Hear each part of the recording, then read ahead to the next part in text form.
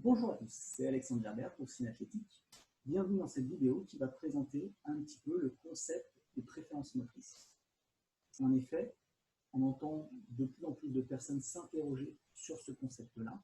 Donc l'idée de cette vidéo, c'est de pouvoir essayer de comprendre davantage ces préférences.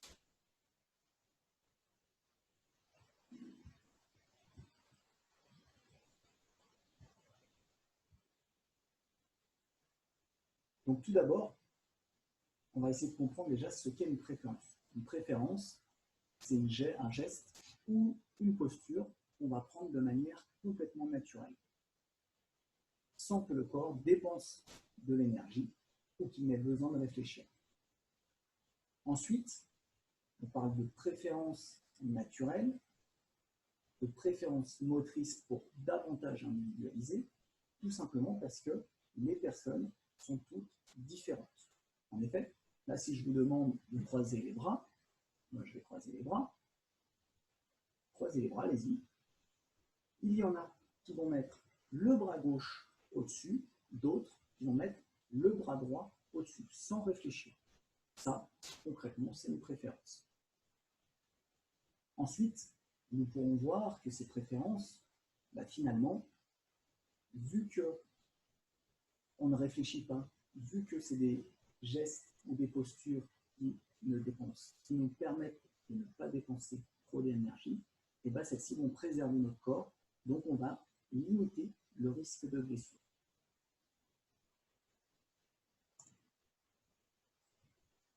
Donc, les préférences, c'est quoi? C'est un trajet habituel pour mon système nerveux. Ensuite, ça va être une contraction habituelle pour mes muscles. Ensuite, ce sont des postures ou des gestes habituels pour mon corps. Donc, pour faire très simple, c'est ce que je vais faire vite, bien, sans effort. Alors, vous me direz, pourquoi faire un profilage et savoir quel type de profil je suis? La première chose, c'est que dans tout système de performance sportive, il va falloir qu'on se projette dans le futur pour se fixer un objectif. Donc, ça va être pour tendre vers cet objectif-là. Ensuite, c'est pour savoir qui je suis. Donc là, on va parler plutôt du passé. Donc, mes préférences naturelles.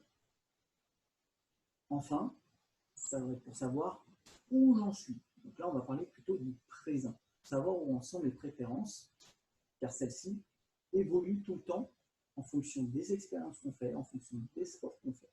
Donc, on peut passer d'un profil de terrien à un profil plutôt aérien et revenir, ainsi de suite.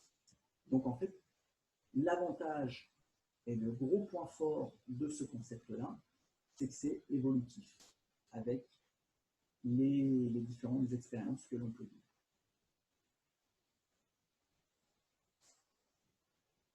Donc, finalement, le profilage va permettre d'éclairer sur un individu, sur un sportif, mais on ne va pas le catégoriser dans une case et plus le sortir de cette case. Voilà. Ça va nous permettre finalement de mieux comprendre le sportif, ce qui va nous permettre d'aller un petit peu plus vite dans les choix de travail que nous allons proposer aux sportifs quand on est soit entraîneur, soit préparateur physique. Donc, tout simplement, ça va nous permettre de davantage individualiser pour faire mieux progresser. Ça va nous permettre également d'améliorer notre communication et nos discours vis-à-vis du sportif. En effet, chaque personne et chaque type de profil finalement va être plus sensible à tel type de communication. Donc ça va permettre vraiment aussi de mieux faire passer le message. Et ça va permettre également donc, de mieux se connaître soi-même. Finalement, l'intelligence motrice, c'est ce qui fonctionne réellement. Donc, pour faire très simple, nos points forts, ce sont nos préférences motrices. Et enfin, nous allons avoir nos ressources qui vont nous permettre de pouvoir être polyvalent. Donc finalement, on va solliciter les ressources où on se sent un petit peu moins à l'aise, mais ça va nous permettre de pouvoir nous adapter à n'importe quel type de situation. Donc l'idée, c'est vraiment d'agrandir notre zone de confort pour être de plus en plus performant.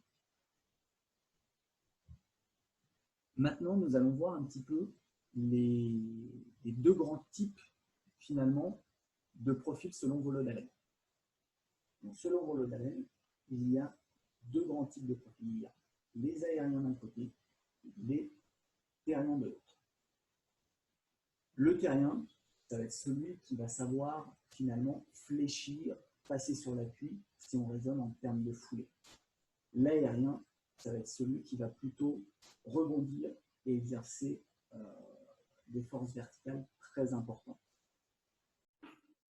Donc, comme je le disais tout à l'heure, les profils sont voués à évoluer en fonction des différentes expériences que le sportif ou que l'individu aura vécues tout au long de sa vie et en fonction également du sport qu'il peut pratiquer. Donc, vous pouvez voir ici sur ce curseur, finalement, à gauche, les plus terriens et à droite, les plus aériens. Attention toutefois, en gris à gauche ou en gris à droite, ce sont des personnes qui risquent, ce sont des personnes à risque qui sont susceptibles de se blesser et d'être moins performants. Donc, si je prends l'exemple à l'extrême droite, c'est quelqu'un qui a rigidifié, c'est-à-dire c'est quelqu'un, ses muscles sont tellement finalement contractés qu'il n'y a plus de relâchement, il n'y a plus rien, et il vient vibrer sur chaque appui.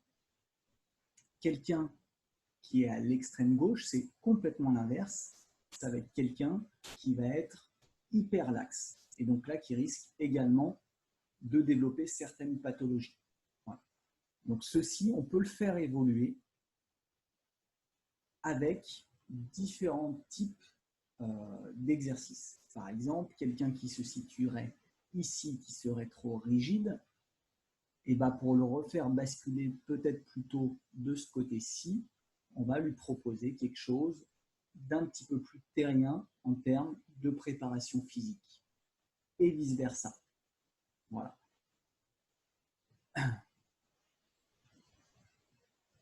Donc, j'espère que cette vidéo vous aura permis d'un petit peu plus comprendre ce que sont les préférences motrices.